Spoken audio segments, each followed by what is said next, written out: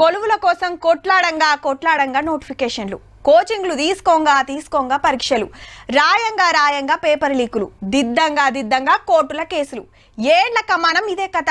పెండ్లిళ్ళు వేసుకోక ఖర్చులకు అయ్యవ్వలను పైసలు అడగలేక దోస్తులు చుట్టాల కాడ నాదానై మస్తు తిప్పల పడ్డారబ్బా.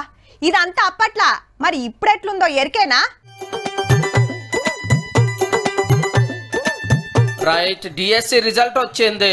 ఫిబ్రవరిలో నోటిఫికేషన్, జూలైలో పరీక్షలు, సెప్టెంబర్ లో ఫలితాలు. 55 రోజులనే మొత్తం ఉడిపించేసిర్రు. సర్టిఫికేట్లు చెకింగ్, కర్మ పనులన్నీ జగబెట్టి 9వ తారీఖు నాడు ఎల్బీ స్టేడియం లో అపాయింట్మెంట్ లెటర్లు వంచుడే. అంటే జాబులు వచ్చిన వాళ్ళకి డబుల్ దసరా.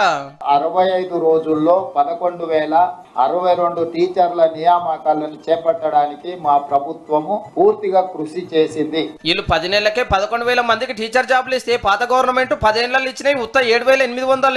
చెప్పునే గ్రూప్ 1 రిజల్ట్ కూడా చెప్తారట, ఇంకో 30,000 జాబులు ఇస్తారట గ్యారంటీగా. అంతేకాదు, ఇంటిగ్రేటెడ్ రెసిడెన్షియల్ స్కూల్స్ ప్రతి కాన్స్టిట్యున్సీకి 20 నుంచి 25 ఎకరాలలో ఎస్సీ, ఎస్టీ, ఓబీసీ అండ్ మైనారిటీకి సంబంధించిన దాదాపుగా ఒక్కొక్క స్కూల్ కు 100 నుంచి 125 కోట్లు, అంటే దాదాపుగా 10 నుంచి 12,500 కోట్ల రూపాయలు దానికి ఖర్చు అవ్వడానికి అవకాశం ఉంది.